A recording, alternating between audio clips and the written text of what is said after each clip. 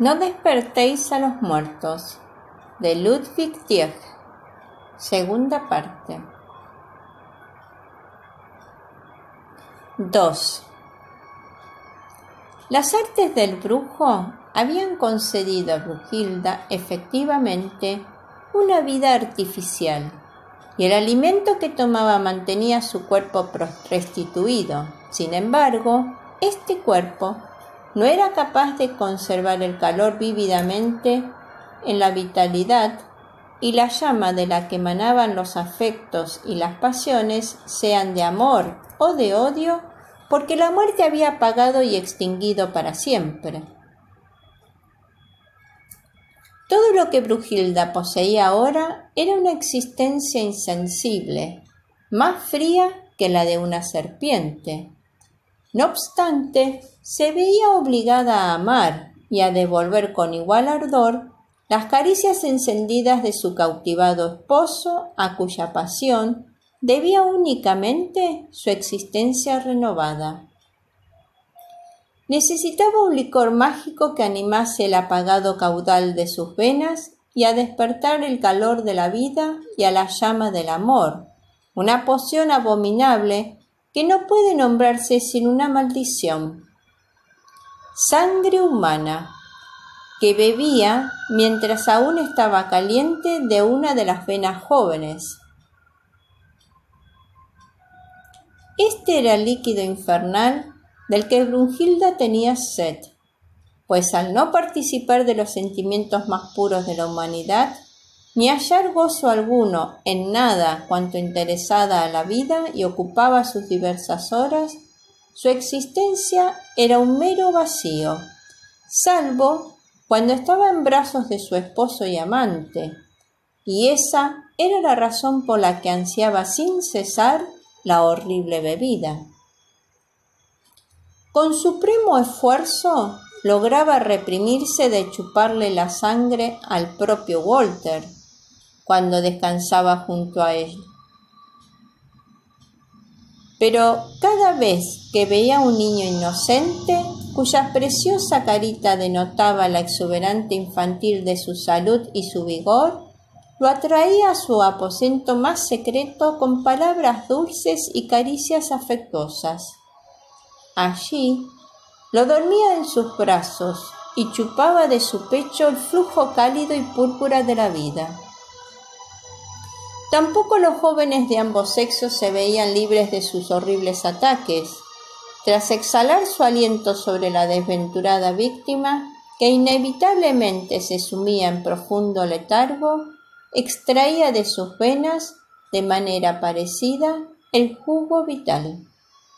Así, los niños, los jóvenes y las doncellas se consumían rápidamente como flores roídas por el gusano.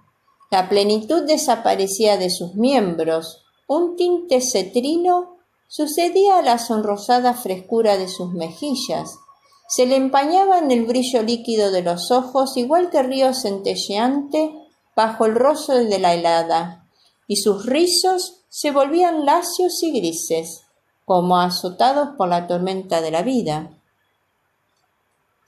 Los padres observaban con horror esta pestilencia desoladora que devoraba a su progenie, contra la cual nada podía ser un simple hechizo, poción o amuleto. La tumba se iba tragando a uno tras otros, o si la desventurada víctima lograba sobrevivir, se volvía cadavérica y arrugada en los miembros albores de la vida. Los padres presenciaban horrorizados cómo esta devastadora pestilencia se llevaba a sus hijos. Pestilencia que no había hierba más poderosa que fuera, ni hechizo, ni vela sagrada, ni exorcismo capaces de conjurar. Verían cómo se les iban a la tumba un hijo tras otro, o cómo sus cuerpos jóvenes, consumidos por el infernal y vampiresco abrazo de Brunhilda, adquirían la decrepitud de una súbita vejez. Finalmente empezaron a circular extraños rumores y noticias. Se decía que la causa de todos estos horrores era la propia Brunhilda, aunque nadie sabía de qué manera destruía a sus víctimas, dado que no encontraban en ellas señales de violencia. No obstante, cuando los niños confesaron que los acunaba y los dormía en sus brazos, y los más mayores contaron que les vencía un sueño súbito cada vez que se ponían a hablar con ella, la sospecha se convirtió en certidumbre, y aquellos cuyos hijos habían escapado hasta ahora a ese daño, abandonaron sus hogares y sus casas, morada de sus padres y herencia de sus hijos, con unos pocos enseres a fin de salvar de tan horrible destino a lo más caro de sus afectos sencillos de cuanto el mundo le podía dar. Y así, día tras día, el castillo fue adquiriendo un aspecto más desolado, y día tras día sus alrededores se fueron quedando desiertos. Solo permanecieron unas cuantas viejas decrépitas y algún criado de cabellos grises, de la en otro tiempo numerosa servidumbre, igual que ocurría en los últimos días de la tierra, a la última generación de mortales cuando dejen de procrear, cuando no se vean ya más jóvenes, ni venga nadie a reemplazar a los que esperan en silencio su última hora. Walter era el único que no se daba cuenta, o no hacía caso, de la desolación que lo rodeaba. No percibía la muerte, sumergido como estaba en un encendido eliseo de amor. Mucho más feliz que antes parecía ahora con la posesión de Brunhilda. Todos los caprichos y contrariedades que a menudo ensombrecieron sus antiguas relaciones habían desaparecido ahora por completo. Incluso parecía que Brunhilda sentía por él una pasión como jamás llegó a mostrar en la época feliz de recién casada, porque en sus venas ardía esa llama de sangre joven que extraía de las venas de otros. Por la noche, en cuanto Walter cerraba los ojos, exhalaba su aliento sobre él, infundiéndole un sueño delicioso del que despertaba solo para experimentar goces más embriagadores. Durante el día le hablaba continuamente de la dicha de los espíritus felices que experimentaban al otro lado de la sepultura, asegurándole que, como su afecto la había sacado de la tumba, ahora estaban irrevocablemente unidos. Así fascinado por este hechizo perpetuo, le era imposible notar lo que ocurría a su alrededor. Brunhilda, no obstante, veía con rabioso pesar que la fuente de su ardor juvenil disminuía de día en día, ya que en breve tiempo no quedó nadie dotado de juventud, excepto Walter y sus hijos, y decidió que fueran estos sus siguientes víctimas. Al principio, al regresar al castillo, había sentido aversión hacia los hijos de otra, así que los dejó enteramente en manos de las criadas designadas por Swanhilda. Pero ahora empezó a fijarse en ellos, haciendo que los llevasen a menudo a su presencia. Las cuidadoras, mujeres de edad, se asustaron al notar estas muestras de interés por los niños a su cargo, aunque no se atrevieron a oponerse a la voluntad de su terrible y autoritaria ama. No tardó Brunhilda en ganarse el afecto de los niños, demasiado ignorantes de lo que era la astucia para percibir peligro alguno en ella. Al contrario, sus caricias los ganaron por completo. En vez de reprimir constantemente sus alegres retozos, Brunhilda les enseñaba ahora nuevos juegos. A menudo les recitaba historias de extraños e insensatos intereses que excedían en todos los cuentos de sus niñeras. Cuando se cansaba de jugar o de escuchar sus narraciones, los sentaba sobre sus rodillas y los arrullaba hasta que los dormía. Entonces, los sueños de los niños se poblaban de visiones de las más espléndidas magnificencias. Imaginaban estar en un jardín donde había flores de todos los colores, en hileras, una sobre otra, desde las humildes violetas a los altos girasoles, trazando un bordado multicolor que ascendía hasta las nubes doradas, de las que bajaban unos angelitos con alas de reflejos azul y oro, a llevarles alimentos deliciosos o joyas espléndidas o cantarles canciones melodiosas. Tan paradisíacos hicieron estos sueños para los niños en poco tiempo que no anhelaban otra cosa que dormir en el regazo de Brunilda, ya que de otro modo no tenían visiones de seres celestiales, y así no hacían sino ansiar lo que iba a ser su destrucción. Pero, ¿no suspiramos todos por lo que nos conduce a la tumba, el goce de la vida? Los inocentes tendían sus brazos a la muerte que les iba al encuentro, la cual había adoptado la máscara de placer, porque, mientras ellos se sumían en esos sueños extáticos, Brunhilda chupaba de sus pechos el fluido vital. Es verdad que al despertar se sentían débiles y agotados, sin embargo, ningún dolor, ninguna señal delataba la causa. Al poco tiempo, empero, las fuerzas le abandonaron por completo, lo mismo que el arroyo se seca poco a poco en verano. Sus jugos, sus juegos se fueron volviendo menos bulliciosos, sus risas ruidosas y alegres se convirtieron en sonrisas. El acento vigoroso de sus voces se apagó hasta volverse mero susurro. Sus cuidadoras estaban aterradas y llenas de desesperación. Demasiado bien sabían la espantosa verdad, aunque no se atrevían a denunciar sus sospechas a Walter, tan devotamente unido a su horrible compañera. La muerte había herido ya a su presa. Los niños no eran sino meras sombras de sí mismos, y en poco tiempo incluso esta sombra desapareció. El acongojado padre lloró amargamente su pérdida, porque a pesar de su evidente abandono, estaban muy unidos a ellos, y hasta que no los perdió, no se dio cuenta de lo mucho que los quería. Su aflicción no pudo por menos de causar disgusto a Brunhilda.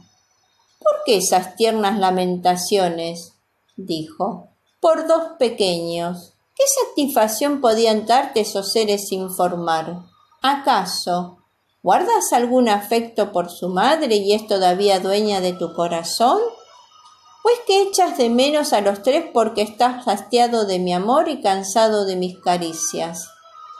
De haber crecido esos niños, ¿no habrían atado más estrechamente tu espíritu y tus afectos a este mundo de barro, a este polvo, y te habrían apartado de la esfera a la que yo, que he cruzado la sepultura, me estoy esforzando en elevarte? Di, ¿es tu espíritu tan pesado o tu amor tan flojo, o tu fe tan tibia que no consigues conmoverte la esperanza de ser mío para siempre?» Así expresó Brunilda su indignación ante el dolor de su consorte y le privó de su presencia.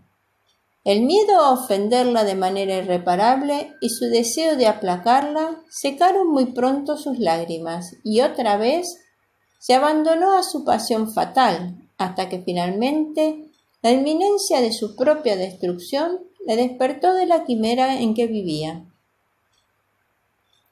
No volvieron a verse doncellas ni niños dentro de los lúgubres muros del castillo ni en las tierras contiguas. Todos habían desaparecido, porque aquellos a los que la sepultura no había tragado habían huido de esta región de muerte. Así que, ¿quién quedaba ahora para apagar la sed espantosa de la mujer vampiro, sino el propio Walter? Impasible, se atrevió a pensar en su muerte, porque su pecho desconocía este divino sentimiento que une a dos seres en un único gozo y un único dolor. Cuando Walter estuviera en la tumba, sería ella libre de buscar otras víctimas y saciarse interminablemente con la destrucción hasta que el último día se consumiera con la misma tierra, como dicta la ley fatal a la que están sujetos los muertos a los que las artes de la necromancia han despertado del sueño de la sepultura. Ahora empezó a posar sus labios sedientos en el pecho de Walter, cuando sumido en un profundo sueño por el olor a violetas de su aliento, descansaba junto a ella ajeno a la inminencia de su muerte. Y así, no tardaron sus fuerzas vitales en empezar a languidecer y en asomar numerosas canas entre sus negros cabellos, y con sus fuerzas languideció también su pasión. Ahora Walter dejaba a menudo a su compañera para pasar el día entregado al deporte de la caza, esperando recuperar de este modo su acostumbrado vigor. Y estaba un día descansando en el bosque, a la sombra de un roble, cuando vio en la copa de un árbol un pájaro extraño, totalmente desconocido para él, pero antes de que pudiese apuntarle con su arco, echó a volar y se perdió en las nubes, al tiempo que dejaba caer una raíz rosácea, la cual fue a parar a sus pies. La recogió inmediatamente, y aunque conocía las plantas bastante bien, no recordaba haber visto nunca una como esta. Su deliciosa fragancia le indujo a probar su sabor, pero era 10 veces más amargo que el ajenjo. Parecía como si hubiese llevado hiel a la boca, así que, disgustado con el experimento, la arrojó con impaciencia. Sin embargo, de haber conocido su milagrosa cualidad y que actuaba como antídoto contra el hipnótico perfume de Brunhilda, la habría bendecido pese a su sabor tan amargo. Así, arrojan a menudo los mortales con impaciencia el remedio desagradable que podría devolverles el bienestar.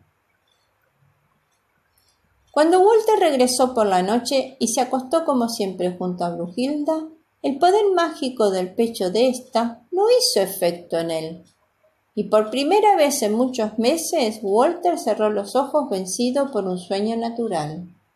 Sin embargo, apenas se durmió, un dolor agudo punzante le sacó de su descanso y al abrir los ojos descubrió, a la luz melancólica de una lámpara que brillaba en el aposento, algo que por unos instantes le dejó petrificado. Porque era Brunhilda que le estaba extrayendo sangre del pecho con sus labios. El grito de horror que finalmente se le escapó aterró a Brunhilda, que tenía la boca manchada de sangre caliente. ¡Monstruo!, exclamó Walter, saltando de su lecho. ¿Es así como me amas? Sí, así es el amor de los muertos, replicó ella con malvada frialdad. Criatura bebedora de sangre, prosiguió Walter. Ha terminado el delirio hasta aquí y me ha tenido ciego. Tú eres el demonio que ha destruido a mis hijos, que ha dado muerte a los hijos de mis vasallos. Se levantó Brunhilda y lanzándole una mirada que le dejó paralizado, contestó: No soy yo quien los ha matado. Yo me veo obligada a saciarme con sangre caliente de jóvenes para poder satisfacer tu deseo frenético. Eres tú el asesino. Estas palabras terribles evocaron ante la aterrada conciencia de Walter las sombras amenazadoras de todos los que habían perecido de ese modo, mientras la desesperación le ahogaba la voz. ¿Por qué?, prosiguió ella, en un tono que aumentaba el horror de él. ¿Por qué me atribuyes palabras como si fuese yo un títere? Tú, que tienes el valor de amar a los muertos, de llevar a tu lecho a la que dormía en la sepultura, a la que fue compañera de cama de los gusanos. Tú, que has estrechado en tus brazos la corrupción de la tumba. Tú, profanador, ¿te atreves a elevar ese llanto espantoso por el sacrificio de unas pocas vidas? Esas vidas no son más que hojas arrancadas por la tormenta. Vamos, desecha esas figuraciones idiotas y saborea la dicha que tan cara has comprado. Y diciendo esto, tendió los brazos hacia él, pero éste solo hizo que aumentase el terror de Walter, el cual exclamó: «¡Criatura maldita!» y salió precipitadamente del aposento. Ahora que había despertado del delirio de sus placeres impíos, todos los horrores de una conciencia culpable y recriminadora se volvieron sus compañeros. A menudo maldecía su ceguera obstinada por no haber hecho caso de las advertencias y amonestaciones de las mujeres que habían estado al cargo de sus hijos y haber tomado sus palabras por viles calumnias. Por su pesar, llevaba demasiado tarde, porque si bien el arrepentimiento puede conseguir el perdón del pecador, sin embargo, no puede alterar las sentencias inmutables del destino, no puede hacer volver de la tumba a los asesinados. Tan pronto como apuntó la primera claridad del alba, salió hacia su castillo solitario de las montañas, decidido a no permanecer más tiempo bajo el mismo techo de tan terrible ser. Pero fue inútil esa huida, porque al despertar a la mañana siguiente descubrió que se hallaba en brazos de Brunhilda y enredado en sus largos cabellos que parecían envolverle y aprisionarle con los hierros de su destino. La poderosa fascinación de su aliento le había cautivado una vez más, de manera que, olvidando cuanto había sucedido, volvió a sus caricias hasta que, despertando como de un sueño, huyó horrorizado de su abrazo. Durante el día vagó por las soledades de las montañas como el criminal que trata de ocultarse de sus perseguidores, y por la noche buscó refugio en una cueva, ya que temía menos acostarse en tan sombrío lugar que exponerse al horror de un nuevo encuentro con Brunhilda, pero ¡ay! En vano se esforzaba por huir de ella. Al despertar, la descubrió otra vez compartiendo su mísera yacija, pero de haberse ocultado en este mismo centro de la tierra, de haberse penetrado bajo una roca, de haber hecho su alcoba en lo más profundo del océano, la habría encontrado puntualmente junto a él, porque al llamarla de nuevo a la existencia, la había convertido en su compañera inseparable. Tan inexorable era el vínculo que ahora los unía. 3. Luchando con la locura que empezaba a dominarle y dándole vueltas sin cesar a las espantosas visiones que se presentaban a su mente horrorizada, permanecía inmóvil, tumbado en los rincones más oscuros del bosque, desde que salía el sol hasta que llegaban las sombras del crepúsculo. Pero tan pronto como la luz del día se apagaba a poniente y el bosque se inundaba de negrura impenetrable, el temor a que el sueño le venciera le empujaba a bajar por las montañas. La tormenta jugaba furiosa con las nubes fantásticas y con las hojas de los árboles que el viento hacía golpetear, como si algún espíritu de terror se divirtiese con estas imágenes de la transitoriedad y de la desintegración. Rugía entre las copas de los robles como profiriendo gritos de furia, mientras su eco, cavernoso, rebotando en las laderas distantes, parecía el gemido de un pecador en la agonía o el alarido débil de algún desdichado al caer bajo la mano de su asesino. Un búho, también, profería gritos guturales como augurando la devastación de la naturaleza.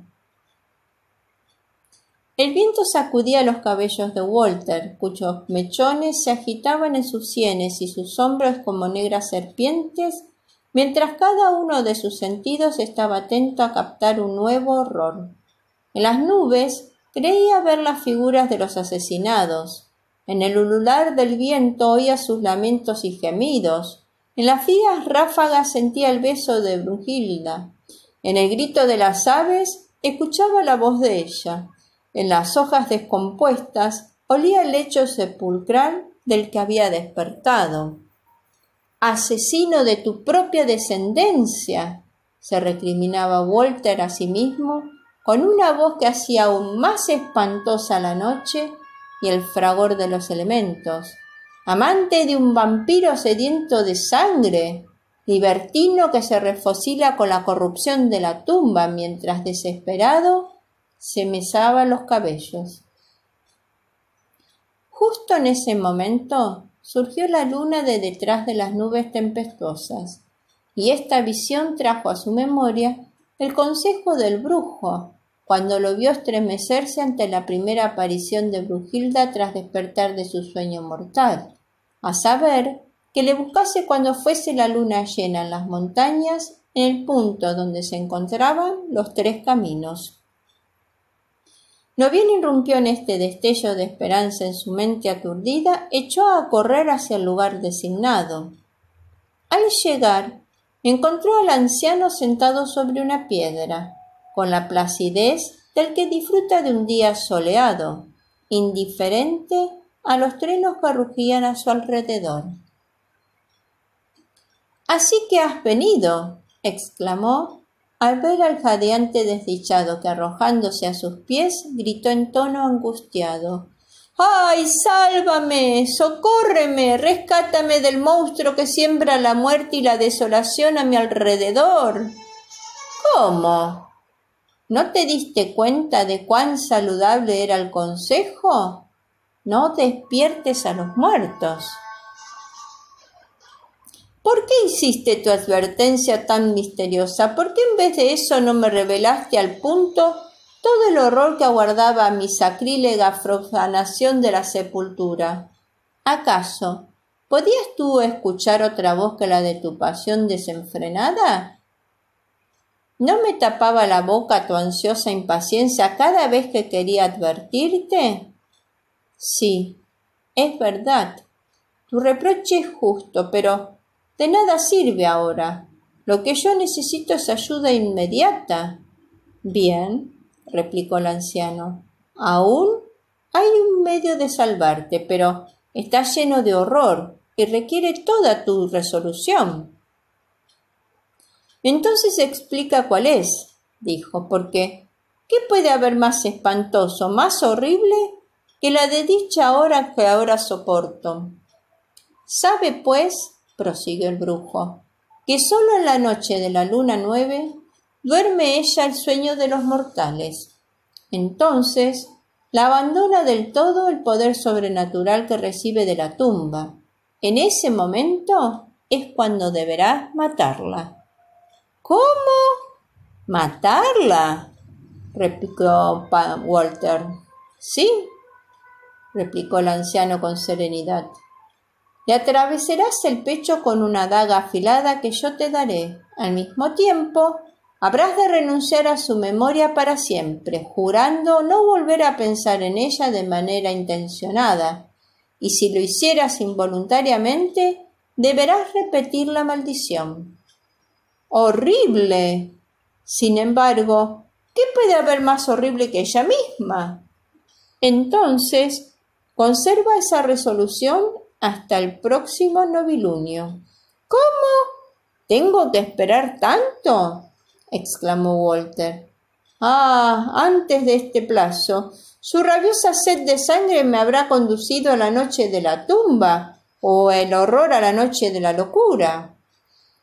«No», replicó el brujo, «eso lo puedo evitar».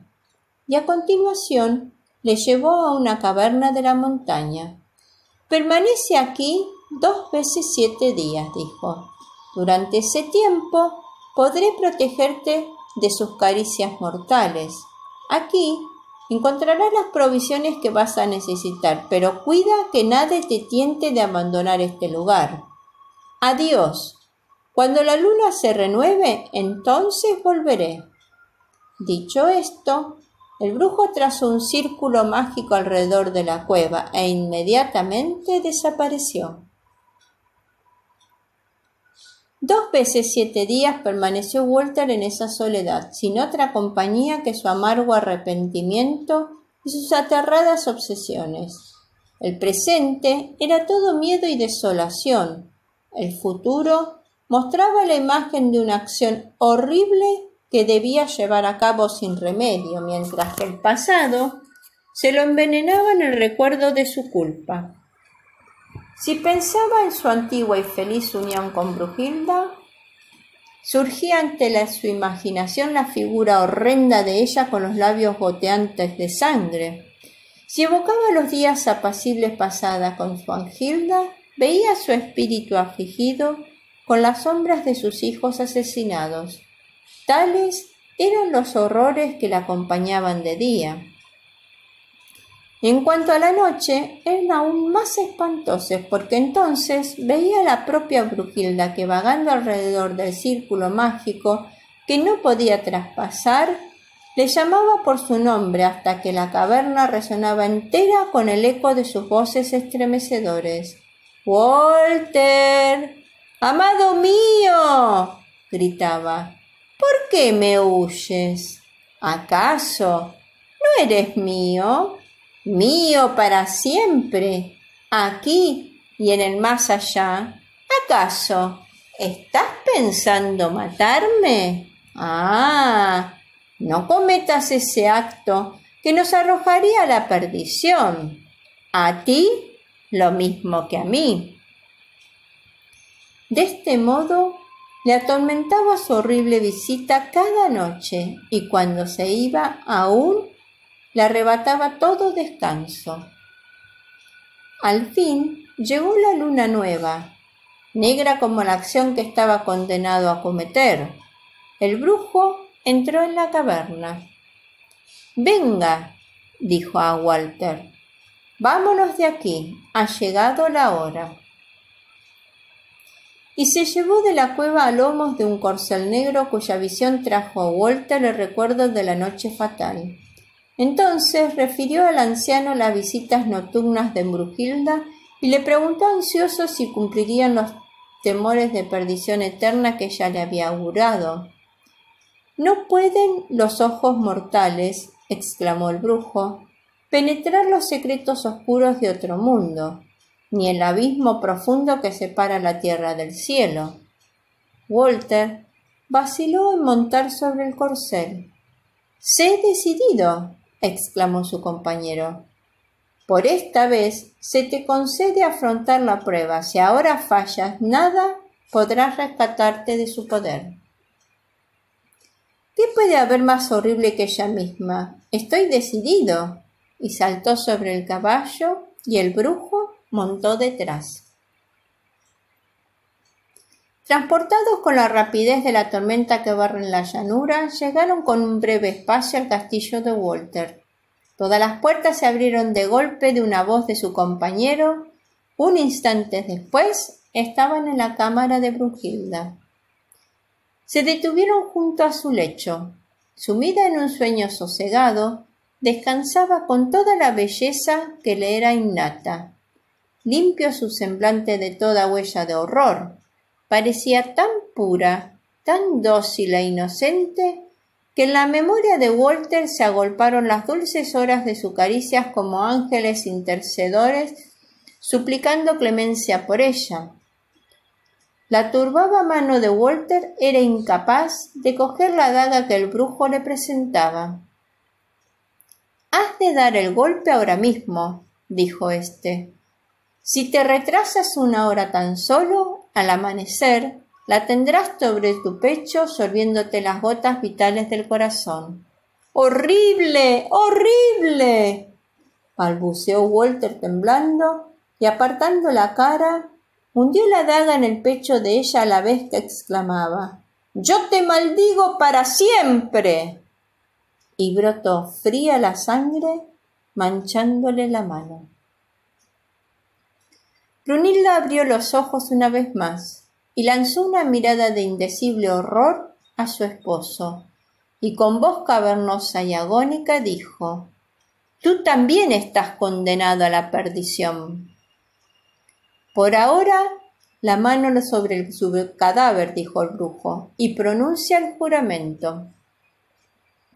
Walter hizo lo que se le ordenaba diciendo: «Jamás pensaré en ella con amor, Jamás la evocaré deliberadamente, y si su imagen acude a mi cerebro, la expulsaré gritándole «¡Maldita seas!».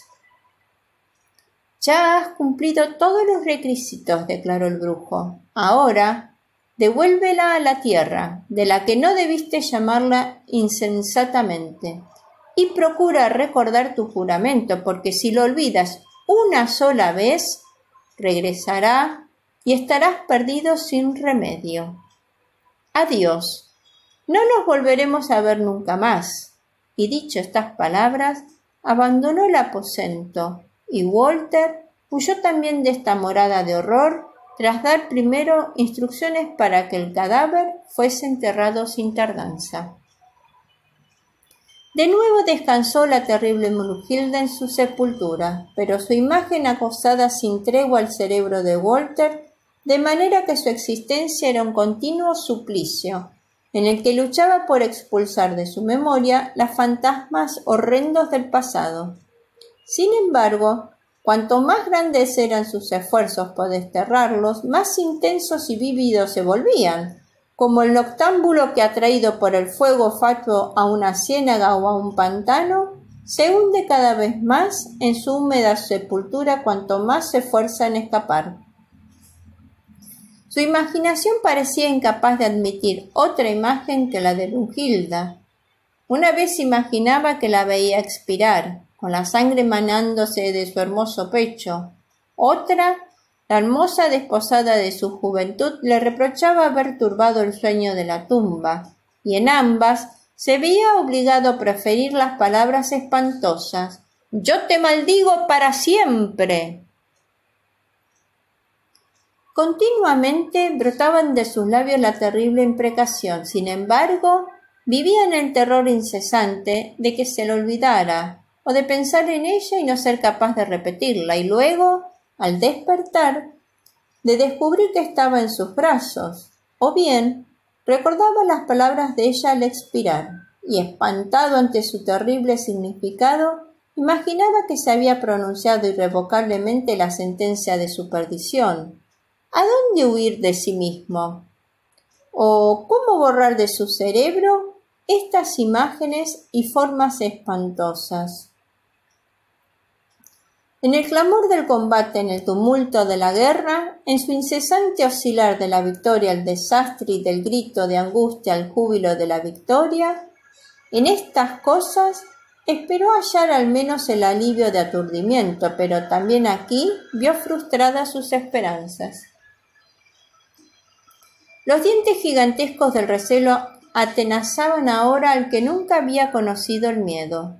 Cada gota de sangre que le salpicaba parecía ser de la fría sangre que brotó de la herida de Brunhilda.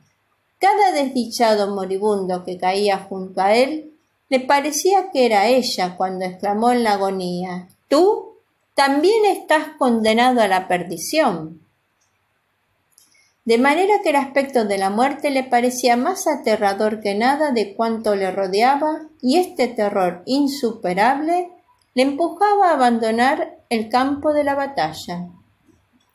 Por último, tras vagar sin rumbo durante mucho tiempo, regresó a su castillo.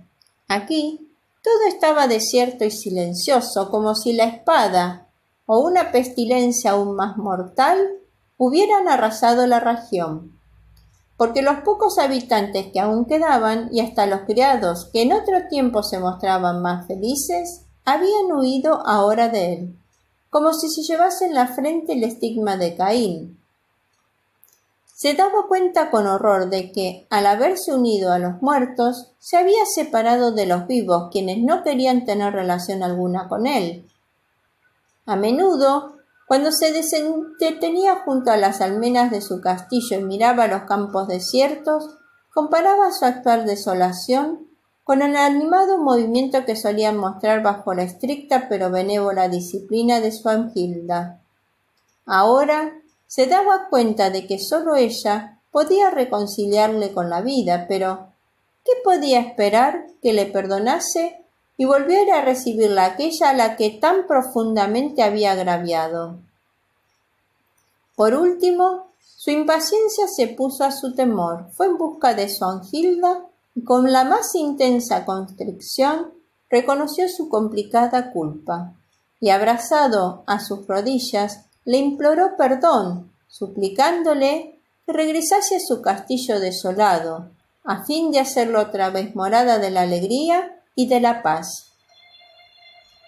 Swanhilda se conmovió a ver a sus pies la pálida figura, apenas una sombra otrora del gallardo esposo. La locura, dijo con mansedumbre, aunque me ha causado mucho dolor, jamás ha hecho nacer en mí resentimiento ni la cólera. Pero dime, ¿dónde están mis hijos? Durante un rato el desesperado padre no tuvo fuerzas para contestar a esa pregunta espantosa. Por último, tuvo que confesar la horrible verdad. Entonces nos hemos dividido para siempre, replicó Swanhilda, y todas las lágrimas y súplicas de Walter no le hicieron revocar su sentencia. Despojado de su última esperanza terrena, privado de su último consuelo, hundido en la más grande desgracia en la que un mortal puede caer a este lado de la tumba, Walter emprendió el regreso y cabalgaba absorto en lúgubres meditaciones por el bosque vecino de su castillo, cuando el súbito sonido de un cuerno le sacó de su ensimismamiento. Poco después vio aparecer a una dama vestida de negro, montada sobre un corcel del mismo color. Su traje era como el de una cazadora, pero en vez de halcón llevaba en la mano un cuervo e iba asistida por un alegre tropel de caballeros y damas. Cumplidos los primeros saludos, Walter averiguó que llegaban al mismo camino que él, y cuando supo ella que estaba cerca del castillo de Walter, solicitó alojamiento por una noche, dado que la tarde estaba muy avanzada. De muy buen grado accedió Walter a esta petición, ya que la aparición de la hermosa desconocida le había sorprendido gratamente. Tenía un parecido prodigioso con Swanhilda, salvo que su cabello era castaño y sus ojos oscuros y centelleantes. Agasajó con un suntuoso banquete a sus invitados, cuyas risas y canciones llenaron de animación las salas hasta ahora silenciosas. El banquete se prolongó 3 días y tan indissimulable resultó para Walter que parecía haber olvidado todos sus miedos y tristezas, y no se decidía a despedir a sus visitantes por temor a que, al irse, el castillo pareciera 100 veces más desolado que antes, aumentando su pesar en la misma proporción. A ruegos fervientes de él, la desconocida accedió a alargar su sentencia 7 días y luego prolongó otros 7 más. Sin serle solicitado, asumió la dirección de la casa y empezó a gobernarla con tan discreción y alegría como había hecho Swanhilda, de manera que el castillo, que hasta ahora había sido morada de la melancolía y el horror, se convirtió en residencia de la fiesta y el placer, y la aflicción de Walter se disipó por completo en medio de tanto alborozo. Su afecto hacia la hermosa desconocida aumentaba de día en día. Incluso la hizo su confidente, y una noche en que paseaban juntos lejos del séquito de ella, le contó su espantosa historia. «Mi querido amigo», replicó la desconocida cuando él hubo acabado de hablar, «mal se acomoda a un hombre de tu discreción afligirse por todo eso. Has despertado a un cadáver del sueño de la sepultura y has descubierto lo que era de prever, que los muertos no simpatizan con la vida. Y ahora, ¿qué? ¿No quieres cometer ese horror por segunda vez? Sin embargo, has matado al ser al que habías llamado de nuevo a la vida, aunque lo has hecho solo en apariencia. No podías quitarle la vida propiamente, puesto que ninguna tenía. Además, has perdido una esposa y 2 hijos, aunque a tus años tal pérdida puede repararse fácilmente. Hay bellezas de agrado que compartirán tu lecho y te harían padre otra vez, pero temes la cuenta después. Ir, abrir las sepulturas y preguntar a los durmientes si eso lo turbará. Y así, la desconocida lo exhortaba a menudo a que se alegrase, de manera que en breve tiempo su tristeza había desaparecido por completo. Entonces se arriesgó Walter a declararle la pasión que la había inspirado, y ella no le negó su mano. 7 días más tarde se celebraron las nupcias y los mismos cimientos del castillo parecieron estremecerse con el tumulto del festín. El vino corría en abundancia, las copas circulaban sin cesar, el desenfreno alcanzaba los últimos extremos, en tanto estallaban sonoras risotadas, rayanas en la locura, entre el séquito numeroso de la desconocida. Por último, Walter, enardecido por el vino y el amor, llevó a su desposada a la cámara nupcial. Pero, ¡horror! Apenas la tuvo en sus brazos, la vio transformarse en una serpiente monstruosa que le abrazó con sus anillos horribles y le estrujó hasta hacerle morir. El fuego comenzó a crepitar en todos los rincones de la alcoba. Pocos minutos después, las llamas envolvieron el castillo y lo consumieron enteramente. Y mientras los muros se derrumbaban con estrépito tremendo, una voz exclamó muy alto: «No despertéis a los muertos». Este relato parece exagerado, pero mientras existan en el mundo criaturas y haya madres y abuelas que narren aventuras, su recuerdo estará por siempre conservado. Fifi la Cuentacuentos agradece tu escucha. Anhela que este relato haya sido de tu agrado. Te invita a suscribirse a su canal para que cada domingo de sus estrenos puedas disfrutar.